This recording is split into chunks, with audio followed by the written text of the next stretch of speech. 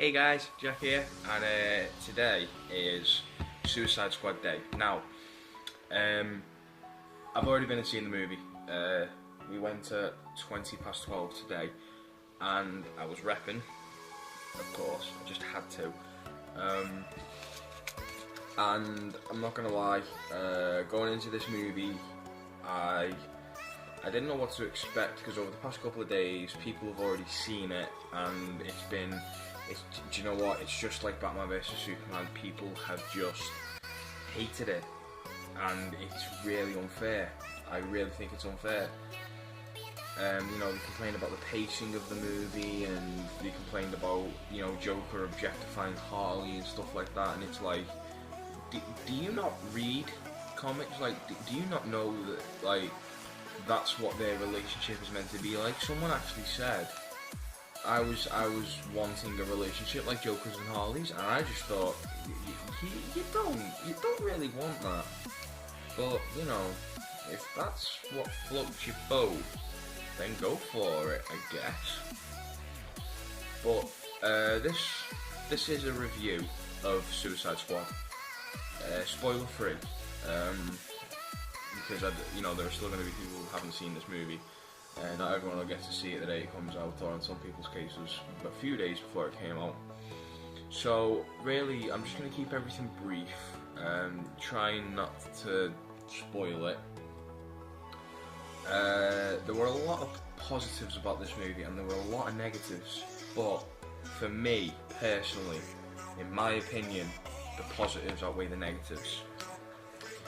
So, we're going to start off with the pacing of the movie. This is a positive. To be totally honest, the thing about DC is they're not afraid to they're not afraid to build it up. If there's anything the Dark Knight trilogy did, it was build it up. It built up a story that was done over the course of 3 movies. And what makes me laugh is when people complain about the pace of a movie, I can't help but think, have you never watched the Dark Knight trilogy? Because they can be quite slow films, but they're still good. I don't know what it is about the DCEU at the moment that people aren't liking. I think it might be the fact that they're not used to seeing a DC movie not be like a Marvel movie. And if there's one thing I love about DC, they really don't want to be like a Marvel movie. The pacing of the movie for me was fine, albeit there were a couple of moments where I thought it was like, whoa, hang on a minute, what? But it's good. The pace is good enough for me. And I'm going to switch from positive to negative. The editing of this movie was kind of off. There was like a moment where they'd be in a massive fight, and then on the next scene, it looked like they weren't in a fight. It was really confusing, but it was good. That was one of the main faults really that I found with the movie. One of the faults was, even though I'm not really too familiar with the character, Slipknot didn't get much of an introduction than like some of the other members of the squad did. Basically every member of the squad except Slipknot got like a proper introduction, and I was kind of like, well, he's a member of the squad, surely he must get some sort of recognition. No, nothing like that. He literally just shows up and there, he's in the movie, and it's like, okay. This one can be a positive and negative. Jared Leto's Joker, now listen, his Joker was unbelievable. Like, I actually had goosebumps when I saw him. And there's a scene in the movie, this isn't a spoiler, there's a scene in the movie where he's in the club, and you see it briefly on the trailer, and basically what he does is, he's talking to Common, who plays, I think, some sort of gangbanger or something, or some sort of drug dealer, I don't know what the hell he is. But Joker does this, and as he does that, a smile shows up, like he's got a tattoo on his hand, and he does that, and he goes, and I'm not gonna lie, I was absolutely terrified. I actually nearly jumped out of my seat, because Jared Leto has the laugh on point. This Joker is one we've never seen before. I'd like to think he's an amalgamation of like 4 different Jokers just put into one, and he's absolutely terrifying. But he absolutely nails the part. The negative side, and I will say this, I was questioning why he was in the movie. It's almost as if there was no point of him being in the movie. I will say this now, he doesn't really have an integral part. This is how I look at it. He doesn't have an integral part to the point of the movie. The only thing that ties him in is Harley and maybe Batman. Positives. Again, Jared Leto was the Joker. For whatever scenes he shined in, or for whatever scenes he was in, he shined in. He absolutely stole the show. His dynamic with Harley in the movie was interesting. It really was. Without giving away too much, they do have a relationship in this movie. You know, obviously you knew that was a given. But the dynamic between them is really good. As soon as I heard Harley call him Puddin', I was sold straight away, because that's something this is one thing I've always wanted to see in a DC movie, live action. I've always wanted to see Joker and Harley in the movie, and leading on to this, the cameo of all cameos, Batman's scene in this movie is only brief. Batman's scene in this movie where he's on top of the car and Harley, Joker and Batman are there, that is something I've always wanted to see, and you know what? For the whole 5 minutes that scene was on, I was in my element. There's another pretty sweet cameo in there, but I'm not gonna say it. I want you guys to if you've not seen the movie, just go watch it and you'll know the cameo when you see it. Everybody knows Batman was in it. That was a given. That's not a spoiler. The members of the squad were flawless. Margot Robbie as Harley Quinn. She really nailed the character. She treats her as sort of like a misunderstood villain, and that's good. That's really good, because each character in this movie have their own sort of history, and you know, some of it goes away from the source, and some of it sticks with it. Will Smith as Deadshot was brilliant. I absolutely love Will Smith. He's one of my favourite actors of all time, and when I saw he was in Suicide Squad, I was genuinely excited.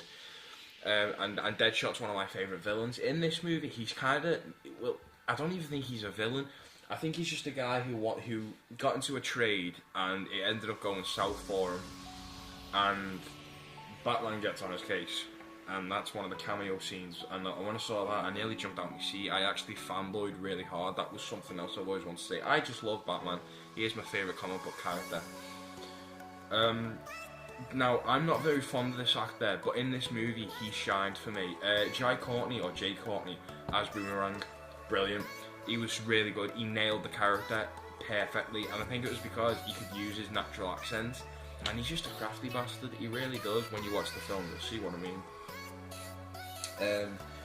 Katana, Killer Croc, Diablo. Diablo was maybe my favourite member of the squad. It was a bit of an odd choice, but he's probably the least villainous one out them all. I think it's because he's quite, other than Katana, I think it's because he's quite sympathetic. Without giving away too much, his backstory is very sad. It is very sad. Rick Flag. I like Joel Kinnaman. I think Joel Kinnaman's a great actor. He was solid in the movie. Cara Delevingne, this is a negative for me. I thought the villain was very laughable. I seriously couldn't work my way around what her goal was, and she didn't make much of an effort for me.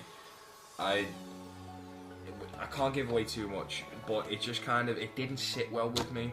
I just didn't understand what it was about her that I didn't like. I don't know if it was just the accent she used, the way she said her lines in the movie and stuff like that. I don't know what it is. And maybe it's because I've not seen enough of her in anything to sort of say, oh yeah, I know her, yeah. But, I don't know. I don't know what the hell it is. Amanda Waller, Jesus Christ, she's a bitch if ever I've seen one. Viola Davis as Amanda Waller. I'm not gonna lie, I hate Arrow. Now I do. I hate it after season 2. And Amanda Waller in that was good, and the Suicide Squad in that were good, but this version of the Suicide Squad and Amanda Waller just absolutely creamed them and just knocked them off the park. As far as I'm concerned, the Suicide Squad and Arrow don't exist anymore, which I think they don't, which is stupid. But, you know, this was a film I could really dig, and I would gladly go watch it again. My favourite thing about this movie was the goddamn soundtrack. It's got a Guardians vibe, the soundtrack, and one of the songs from Guardians is in the movie. I think it was Spirit in the Sky. But this movie, it's a solid DCEU movie. It's definitely put it in another direction, a direction that this one is, you know, it's completely swayed from. The movie is a bit more lighter, but it's also a bit dark at the same time. I'm kind of glad it was rated, like over here, rated 15. You know, it's not a 12 or PG or anything like that. So many people at the cinema got turned away because, you know, they couldn't get in. But this movie I would definitely go watch again. It's my favourite DCEU movie so far. I absolutely love Batman and Superman, but this movie does it for me. What did you guys think? If you've seen the movie, comment below and let me know what you thought about it, if there was anything you liked and if there was anything you didn't like. I will post a spoiler review next week. Give it a little bit of time for people to see the movie. Thanks guys, thank you for watching, and I hope you were enjoying the DCEU, because I certainly am. Thank you guys, see you later, bye!